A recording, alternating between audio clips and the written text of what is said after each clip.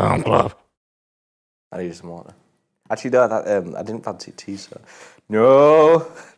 Thank you very much for joining us for one more round, and welcome back to another episode of Film Club. I'm one of your hosts, Andy Harrison, and to my right, as always, Annie Donaldson. I do. So every single week in Film Club, we invite you guys at home along to watch a film with us. This week, we've been watching Mulholland Drive. So I can't wait for this, seriously. Since we decided to watch Mulholland Drive, since I watched Mulholland Drive, I've been looking forward so much to your summary of what Mulholland Drive is. I was dreading it this morning. I was thinking he's going to ask me to do this. My response to that is, there's a woman, she has a car crash. We don't know who she is. She's got amnesia. She goes down a hill towards LA, meets a blonde woman who, by the way, is staying at Ranty's apartment to come to visit Hollywood.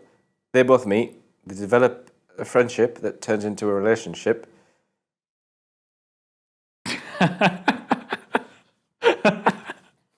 So, if you've never seen Mulholland Drive before... Or David Lynch. Or David Lynch stuff, because it's all kind of David Lynchian.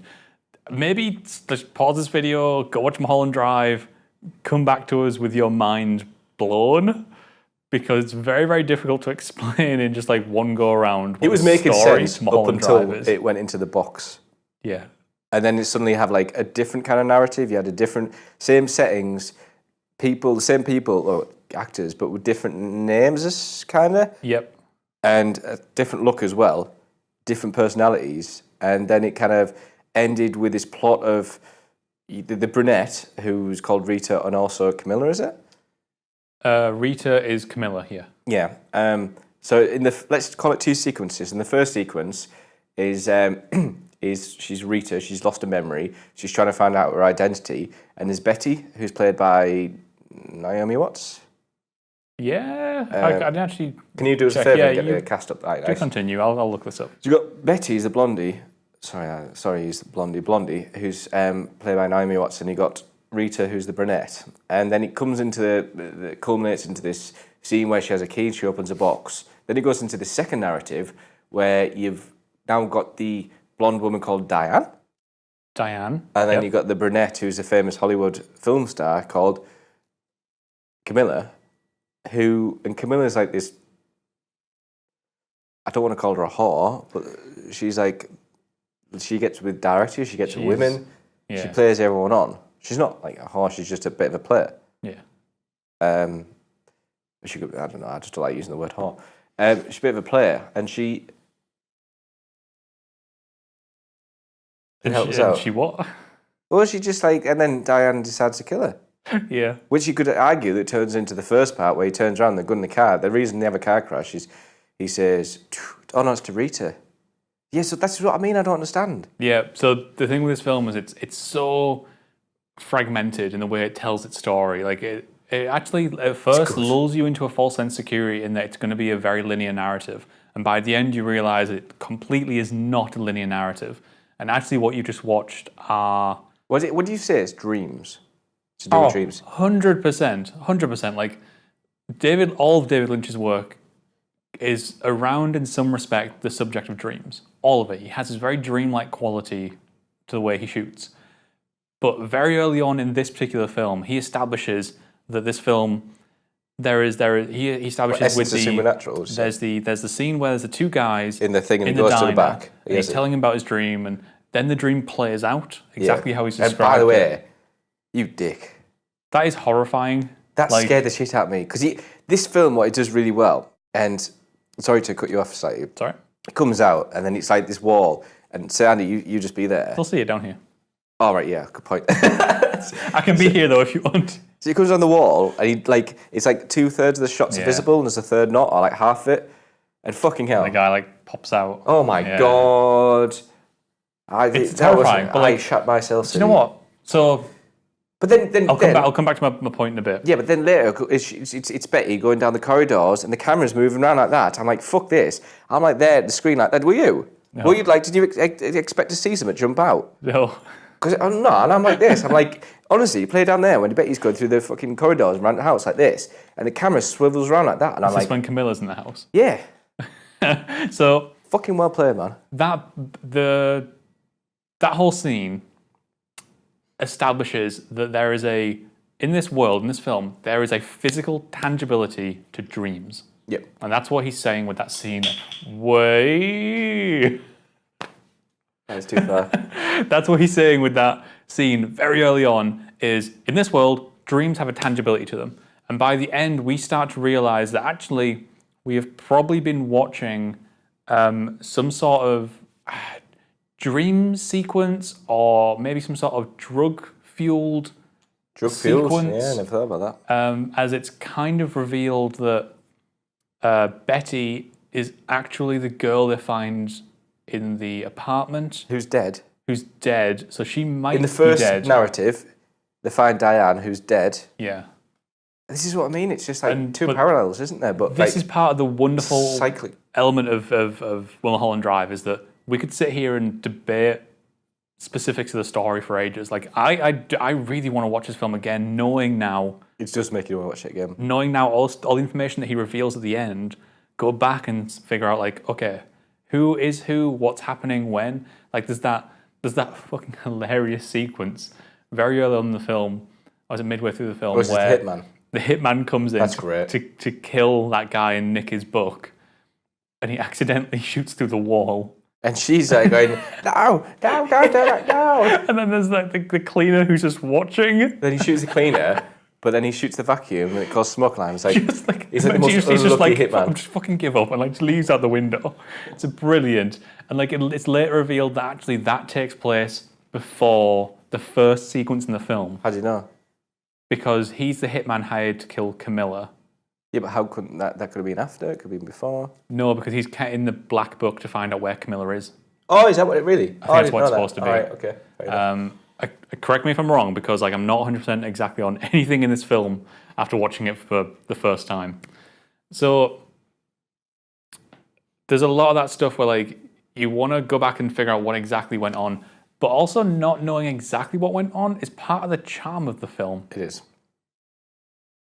I think I was going to say something. Good job. Oh, no, that was it. It was actually to do with that. So this film it's got that kind of, well, especially with Camilla / Rita, she's a femme fatale. It's got the very noir element to it. Yeah. And I was reading somewhere, probably Wiki, that part of what this film does, no, it was reviews, I think it was a culmination of reviews, and one said, what's really good is this helps the audience become the detective of the noir. Yeah, that's a nice way of putting it. And I thought, because you literally want to, like you said, sit here, debate, go on about it. Putting that, yeah. I'll find out the guy that's done the review, and I'll read out the whole review for you. And he said that, and I was thinking, you know what? That's fantastic. That's a really good shout, because you don't know what's going on, and you're so perplexed. You're so, especially with the way because she shoots herself in the second narrative, in the position that you find Diane in the first narrative. Yeah. And yet, at the end of the second narrative, she hires a hitman in which Rita escapes from in the first narrative. Yep. It's almost like two parallels. That one's going at that and one's going at that. Yeah, a lot of that ending is supposed to come at the beginning of the film.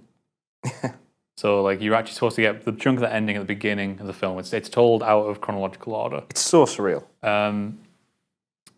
But I think the strength of this comes from just this like an unending imagination from David Lynch.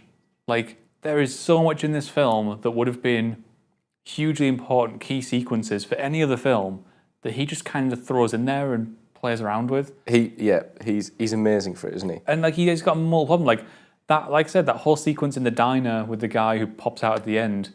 That's probably one of my favourite sequences I've seen in any recent film. Unless it's not a recent film. But like, when's this? This is the diner talking about the dream. The creepy guy pops out. I was going to say when is the film made? But whole sequence is it's good, but it's fucking horrifying. Stunning. Like I love the way that camera just like it wanders again with a dreamy quality. And then there's all the stuff where, like they're auditioning the girls for the part of the lead protagonist in this film.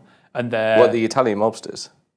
no, when the director is, and they're all singing those songs, and you just have this long lingering shot on the girl that they want him to hire, and then later on, when they go to, if talking about the singing sequences, when they go to that weird jazz club, it's like a little club or whatever it is, I can't remember what it's called. She's like jolts up in the middle of the night and she's saying words, and she's like, we have to go to this place. The Italian kind of opera. They go there, and it's a weird opera thing. It's all about illusion, isn't it? This is probably, it's probably up there in like top 5 scenes of any film I've ever seen. Just that singular scene where it's this bizarre opera. They go in, the guy on stage says to them, there is no band, it's all fake. And yet you get caught up in this stunningly haunting vocal performance from this girl, where even though the guy has outright stated that it's all being played from tape, Yeah, but he's got you the thunder. forget about that. And you're in there, like, you know, And the when she characters just in there as well. drops dead, But the you're music like, carries oh on. shit. Yeah, and the music carries on. You're like, oh my god, like you just told me the trick and I still fell for it. Yeah, it's a really good, like, saw all this thing about Britney Spears not singing, and I'm sorry to draw Britney Spears from the scene, but you know, like, that was exceptionally well done. That was like, it wasn't a performance as such. It was a performance, but it was more so a magic trick of a performance. Yeah. But obviously, that's in the world of those characters, and like those two are having this hugely emotional response to the whole thing. So I was thinking this throughout the film, and I don't really know how I'm going to try and place my words here, because this is getting a bit like in depth. You know, like how Inception, they argue that with Inception, it's to do with like how to make a film and stuff like that. Well, do you not reckon some of that, like how he's saying about the illusion, this is all about this, it's not real, it's something to do with him? Do you reckon that's talking about the film Mulholland? I mean, it might be. There's definitely tones of, do you know about the little bit about the problematic production this had? So he actually made a made-for-TV pilot episode of a TV show. Is it what later became Twin Peaks or not? No, so Twin Peaks was already done before this, and there's a lot of really? A lot of Twin Peaks vibes in this. Like some of the characters and a lot of the music is very Twin Peaks. Music's good. It's incredible, but so when he got to this, he made this made-for-TV pilot. I think it was ABC, and gave it to them, and they weren't keen on it. They didn't want it, so they didn't take it to series.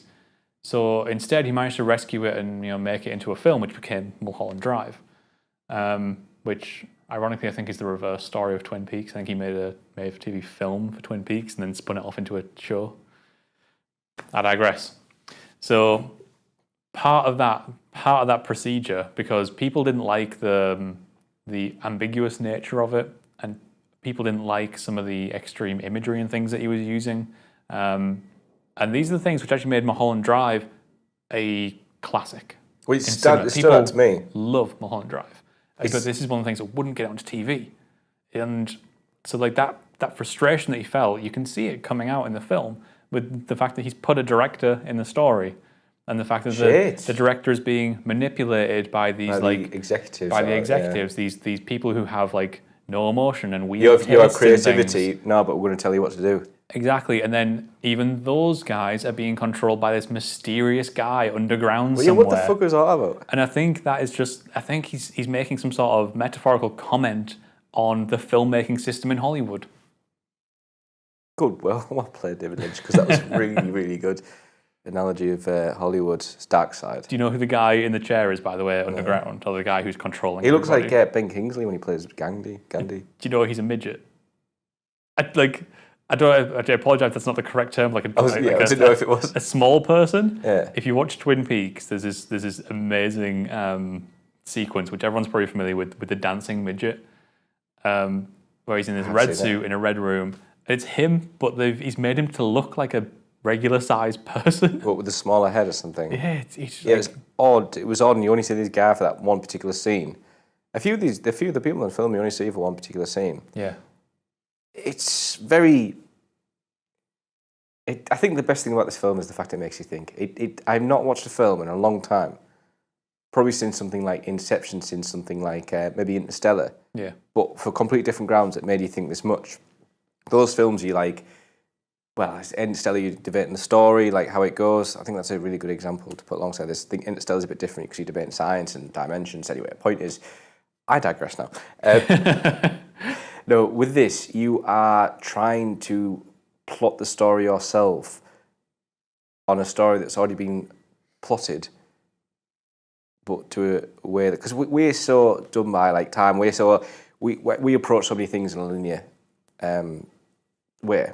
A lot of films in a linear way. So when you have something out of sequence, out of order, I think this is one of the reasons I haven't actually got around to watching Memento by Christopher Nolan with Fassbender, is it? No, is it Guy Ritchie? It could well be, yeah. Nolan. So Memento's similar sort of themes from what I've heard. And it throws you off. But it doesn't throw you off to the point where, oh, this is a shit film, so I didn't understand any of it. It throws you off like, yes, that had story, that had great elements of oomph. Like you said, that scene with the Italian opera. You have like this love story that's slowly becoming a toxic and stuff like that. You have the detective part with Betty and Rita. Yeah. This incredible part, and yet it really throws you off, but in a superbly good way. Yeah, it challenges you. It challenges you so much. You can't go into this film expecting like a relaxing popcorn film. It's not about that. This is a guy making film. Being a thing for this. For the artistry of film. But this is for experimenting with the medium and how you can tell a story within that medium. Yeah. So, were there many films before this that looked into that did that that went out there? Oh yeah, absolutely. But like none of them have that. I don't want to keep coming back to this, but none of them have that dreamy quality that Lynch has. I suppose there's an exception. I mean, I see a lot of influence from things like Fellini in this, where like he did like 8.5. Those sort of like vignette style storytelling, where like you have these little character vignettes that in 8.5, those character vignettes, or those story vignettes, I should call them, are just on their own. Like it's a collection of story vignettes with one overarching. This is Fellini. Oh, sorry, yeah. And then Lynch does a similar thing, but he actually tells something more straightforward. It's great, like, but forewarning, if you're going to watch this, watch it expecting to be intellectually challenged. Yeah, like, yeah. And then come back and tell us what it was all about. But watch it again, and then watch it again. Yeah, I'm really looking forward to rewatching this and figuring out what was going on. Superb casting as well. Justin Theroux, like I said, Naomi Watts, and what is that lovely woman's name? By the way, did you watch this with Natalie? Yes. What about the lesbian scenes? What about them? Because I was just glad I wasn't watching this with Dad or something. Yeah, but Natalie's not my mum. She's my wife. Oh yeah, she's your wife. Yeah. I know, but like, I don't know. There's some nice... Is it Melissa George, I think? Yeah. Who does... Yeah, Melissa George, who does Camilla / Rita. Yeah. When everyone in this they're providing a great performance, but they're providing a great performance. Oh no, it's not. It's Laura Elena Haring. They're performing a great way with that kind of David Lynch, almost cheesy soap opera-y vibe about them. Like no one's giving this like thoroughly believable performance. That's not the point. Especially in Betty in the first scene. But it's class how they contrast themselves from one extreme to the other. Yeah. Like look at Diane compared to Betty. Look at Rita compared to Camilla. Yeah. And then just Theroux's throat. So by the end of this, by the way, Natalie wanted to punch me. What, for putting her through that? For having to watch it. She hated it. Well, she's watched Primer, hasn't she? She watched Primer. Love Primer. Yeah, I do. There's certain things where it's just a sticking point. She's like, hates it. She came out going, it sounded horrible. The story made no sense. It looked horrible. See, I don't think it looked horrible. No, I don't. I think I she thought just had really some sort of bad use reaction. of soundtrack as well. Like I can't remember, but I remember there was great parts. There was great song. Like, it's got like kind of Willy Italian opera and stuff like that, you know. Yeah. So I don't want to revisit this again. If we ever revisit a film club, I think this would be one of them. Yeah, this would be fascinating to go back and see like 2 or 3 years from now, how have our opinions on Mulholland Drive changed. Yeah. And you never watched Twin Peaks, have you? No. Go watch Twin Peaks. I can't wait for season 3. Season 3 is coming out in like a week or something. That's it. Can't wait. Cool. So, do let us know in the comments below what you thought of Mulholland Drive. or Twin Peaks, because I always like talking about Twin Peaks. So let us know in the comments below, or you can hit us up on Twitter. Next week, we'll be back once again to watch a film. Do you want to watch next week? Because I don't. Next week, I do know what we're doing. You can't get away with it now. You can join us next week to watch Animal House. We had to think there. We had a little bit of a thing. Thank you very much for joining us, guys. We'll see you all next week. What are we watching again? I don't know, Animal House?